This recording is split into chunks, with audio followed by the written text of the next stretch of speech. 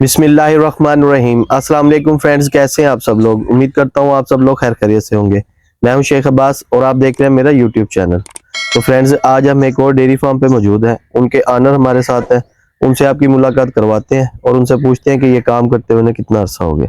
अस्सलाम वालेकुम सर जी। वालेकुम क्या हाल चाल है सर? ठीक है अल्हम्दुलिल्लाह। सर, सबसे पहले तो अपना नाम और अपने फार्म की लोकेशन बता दें।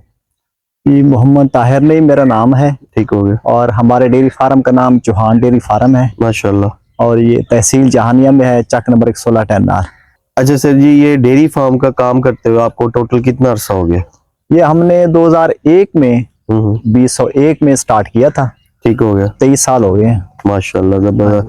फिर तो सर आपको बहुत तजर्बा होगा। हाँ जी, अल्हम्दुलिल्लाह, बस थोड़ा बहुत है। अच्छा सर, इस टाइम अपने फार्म पे टोटल कितने एनिमल मौजूद है?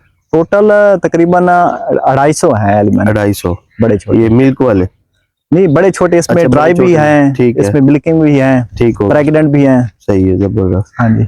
अच्छा सर, अब ये बताएं कि अगर कोई भाई आज के दौर में इस काम को स्टार्ट करता है तो स्टार्टिंग में उनको कौन कौन सी चीजें जो है ना वो जरूरी है समझने वाली, उस बारे में बताएं।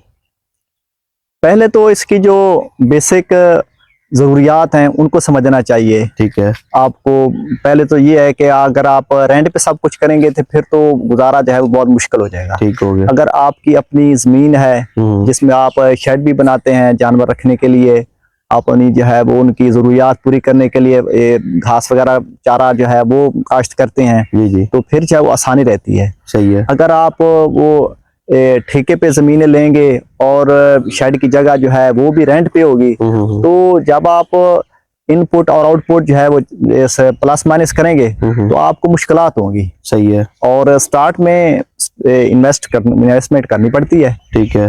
तो अर्निंग जो है वो इसकी तकरीबन 3 से 4 साल के बाद हो जाती है। जब वो ब्रीड आपकी तैयार होती है, जी जी, वो आके चलती है, तो फिर जो है, क्योंकि पहले तो आप स्टार्ट लेते हैं, आप साफ ज़ाहिर है एनिमल जो है वो परचेज करेंगे। बिल्कुल। तो परचेज उसमें इन्वेस्टमेंट होगी, तो शुरू में तो साफ ज़ाहिर है जो आपको मिल्क मिलेगा, आगे जो है वो उसकी ब्रीड तैयार होगी। ब्रीड तैयार होने के बाद जब जो है वो उसके आगे जो है वो ब्रीड स्टार्ट हो जाती है तो फिर आपकी अर्निंग स्टार्ट हो जाती है। जबरदस्त। यानी कि आपके कहने का मकसद ये है कि डेयरी फार्म का अगर किसी ने काम करना है तो 3 साल का मैक्सिमम पीरियड अपने ज़हन में रखें। हाँ, मिनिमम 3 साल जो है ना वो आपको जो है देने पड़ेंगे। हाँ, 3 साल इसमें ना आपको आपकी जो है वो अर्निंग कम होगी, इन्वेस्टमेंट ज्यादा होगी। ठीक हो गया, जबरदस्त। अच्छा सर, अब ये बताएं कि नस्ल कौन सी रखनी चाहिए मौजूदा टाइम में, और एक तैयार गाय बंदा दूध वाली ले या वच्छी ले, और कितने जानवरों से कम स्टार्ट करे ताकि उसके जो एक्सपेंस जो है वो पूरे हो सके।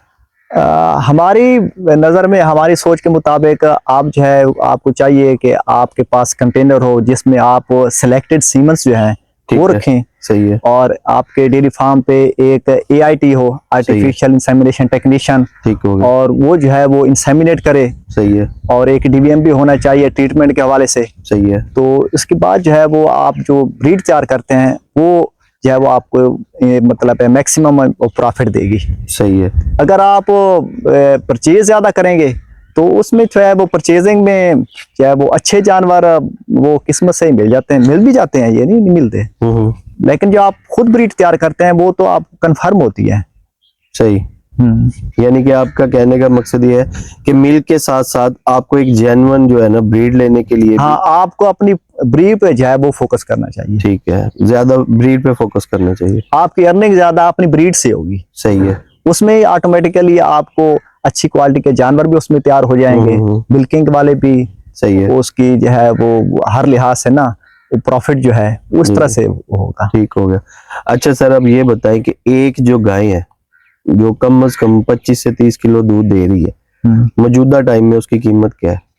वो जो 25 से 30 लीटर दूध देगी वो उसकी जो है वो कीमत तकरीबन 5 लाख से 6 लाख 6.5 लाख ठीक होगी। यानी कि 5.5 से 6.5 के दरमियान हो। जी जी, ऐसी है। ठीक हो गया। हाँ जी। अच्छा सर जी, ये बताएं कि जो आपकी 5.5 से 6.5 लाख की जो गाय है वो आपकी आती है, वो पर डे आपका खर्चा कितना करवाती है एक दिन में? देखिए ना, इसमें हम वंडा यूज करते हैं 3 लीटर दूध पे 1 किलो वंडा। अगर 25 है तो तकरीबन 8.5 किलो जो है वो वंडा आपका यूज होगा। ठीक हो गया। और उसके साथ हम ज्यादा जो है वो साइलेज इस्तेमाल करते हैं। सही है। गर्मियों में फ्रेश चारा जो है वो इस्तेमाल करते हैं, करना भी चाहिए कि ताकि जानवरों को जो पानी की कमी होती है जी जी जी, वो जो है वो कम हो। क्योंकि अगर आप गर्मियों में भी ज्यादा साइलेज इस्तेमाल करेंगे, जानवर खा भी लेंगे, लेकिन जो है वो अगर आप फ्रेश चारा भी साथ में चलाएंगे ना, तो उससे ना वो जानवर जो है वो गर्मी की वजह से स्ट्रेस में रहेंगे। सही है। वो इजी रहेंगे, यानी कि ओवर हीट नहीं होंगे। हाँ जी, हाँ जी। ठीक। एस्टिमेट के भाई एक जानवर खर्चा करता कितना है मैक्सिमम एक दिन में? जो जानवर 20 लीटर प्लस में जो है वो दूध दे रहा है, ठीक है, तो उसका अगर 25 लीटर दे रहा है, 30 लीटर दे रहा है, तकरीबन आधा दूध उसका खर्चे में निकल जाएगा। ठीक है, आधा दूध आपकी बचत है। सही। और जो बच्चा तैयार हो रहा है जी, वो आपका वो प्रॉफिट है, वो प्लस में, वो प्लस में है। ठीक हो गया। अच्छा सर, अब ये बताएं कि अगर कोई नया भाई इस काम को स्टार्ट कर रहा है, 10 गायें रखनी है, तो उसके पास इतनी इन्वेस्टमेंट नहीं है, वो 5 रखे और 7-5 जो है वो बच्चियां रखना चाहे, तो इसके बारे में कोई प्लान बताएं अच्छा सा कि वो क्या क्या प्लान करे इसमें भाई कम इन्वेस्टमेंट भी हो जाए और वो अपना डेयरी फार्म को स्टार्ट भी कर ले। हाँ, उसमें ना आप जो है वो तकरीबन आपके पास कम से कम कमोबेश 50 लाख अमाउंट हो। ठीक है, इसमें आप 5 गाय रख लें। सही है। उसमें कोई 5 बछड़ियां ले लें। सही है। और साथ में जो है वो आप साइलेज का अरेंजमेंट कर लें। सही है। और साथ में जो है वो अपनी घास जो है वो इंतजाम वो भी करना शुरू कर दें। सही है। इस तरह मतलब वो स्टार्ट करना इजीली हो जाएगा। ठीक हो गया। हाँ जी, मुश्किलात कम होगी। ठीक हो गया। अच्छा सर, अब ये बताएं कि साइलेज और वंडा, अगर कोई भाई साइलेज भी परचेज करता है, वंडा भी परचेज करता है, वो परचेज करके डालता है अपना, यानी कि खुद तैयार नहीं करता, फिर भी प्रॉफिट के चांसेस हैं? फिर प्रॉफिट आपका कम होता जाएगा। अगर आप अपनी जो है वो ज्यादा साइलेज, ये मकई का इस्तेमाल होता है ना जी, उसी का जो है वो बैल साइलेज बनता है। अगर आपकी अपनी जमीन है, उसमें आप मकई तैयार करते हैं, उससे साइलेज बनाते हैं, आपको जो है वो मैक्सिमम प्रॉफिट मिलेगा। अगर आप परचेज करेंगे, ऑटोमेटिकली आपके जो प्रॉफिट है वो ज्यादा वो परचेजिंग में निकल जाएगा। वंडा तो ऑटोमेटिकली वो तो परचेज आप कर रहे हैं, या तो आपका वो ये ब्रॉड लेवल पे काम हो जाए जिसमें कम से कम 1000 जानवर हो, एनिमल हो, और आप अपना जो है वो वंडा भी स्टार्ट वो तैयार करना शुरू कर दें, वो एक मतलब है ना, एक लार्ज इन्वेस्टमेंट हो जाएगी। जी जी जी, तो उसमें प्रॉफिट भी इंक्रीज हो जाएगा। लेकिन आमतौर पर एक आदमी एक जो है वो डेयरी फार्म वाला जिसके 100 एनिमल हैं, उसके लिए तो मुश्किलात होगी अगर वो अपना वंडा तैयार करना शुरू करेगा। हाँ जी, तो वो तो मार्केट से ही परचेज कर। हाँ, मार्केट से परचेज करने से ना। ठीक है। हाँ जी, तो यानी कि आप कह रहे हैं सैलेज कम से कम अपना हो, वंडा आप मार्केट से परचेज कर ले। ठीक हो गया सर। लास्ट में एक क्वेश्चन आपसे कर रहे हैं कि एक गाय पे आपने बीज रखवाया, जी ठीक जी, है, तो वो मैक्सिमम कितने तक का वो बीज रखा जाता है और उसका टोटल एक्सपेंस कितने होते हैं, इस बारे में कुछ हमें बता दें।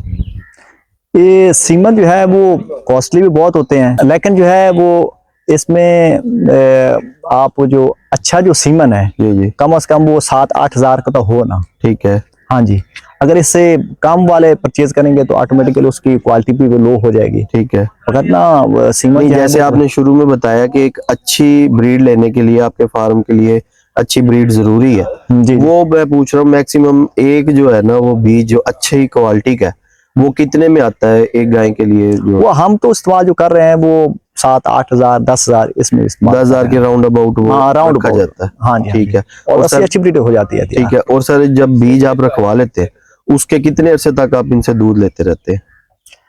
जब इंसेमिनेट होने के बाद प्रेगनेंसी जो है वो कंफर्म हो जाती है जी, तो हम जो है वो 5 माह दूध लेते हैं। ठीक है। जब वो 6ठा माह तैयार होता है जी जी, तो फिर जो है वो उसका दूध ड्राई करना शुरू कर देते हैं। ठीक है। क्योंकि जब 7वां माह स्टार्ट होता है तो फिर जो है वो जो आगे आने वाला बच्चा है ना, उसकी जो दूध के हवाले से जो प्रोसेस है वो स्टार्ट हो जाता है। सही है। फिर वो जो है वो गाय भी कमजोर होती है, बच्चा भी कमजोर होता है, दूध की प्रोडक्शन भी फिर ऑटोमेटिकली मतलब एक नया दूध बनने का प्रोसेस स्टार्ट हो जाता है। सही है। इसलिए चाहिए कि जब 6ठा महीना स्टार्ट हो तो उसमें ड्राई कर लें। ठीक हो गया।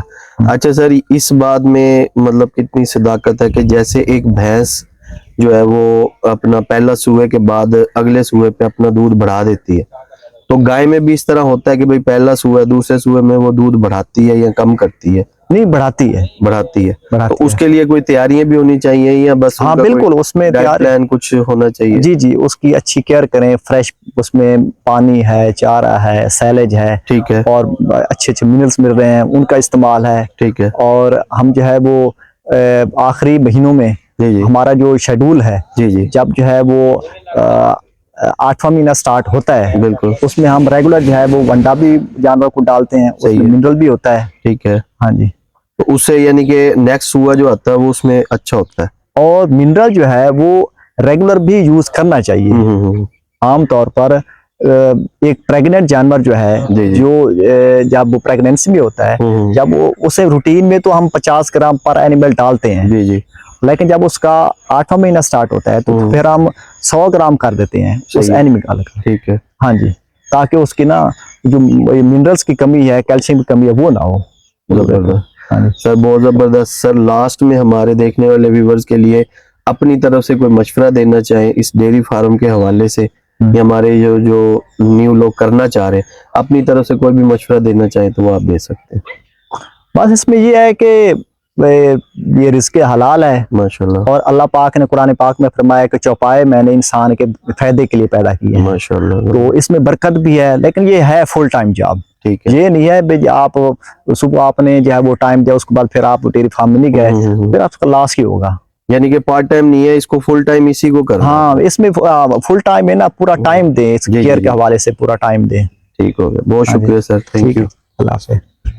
जी तो फ्रेंड्स, ये थी आज की वीडियो। उम्मीद करते हैं आपको आज की वीडियो अच्छी लगी होगी। इंशाल्लाह नेक्स्ट वीडियो में आपके साथ मुलाकात करेंगे। तब तक अपने दो शेख अब्बास को दीजिए इजाजत। अल्लाह हाफ़िज़।